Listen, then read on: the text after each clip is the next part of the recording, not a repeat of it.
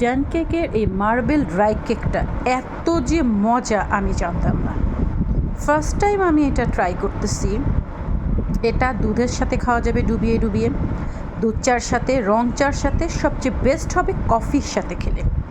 এখন আমি লোভে লোভে 2 পিস অলরেডি খেয়ে ফেলেছি, বাট আমি একটু পরে কফি বানাবো মজা করে, একবারে ডিপ্লোমা ঘন করে দুধ দিয়ে, দিয়ে নেসক্যাফে কফি মিক্সড করে আমি এটা ডুবিয়ে ডুবিয়ে খাবো।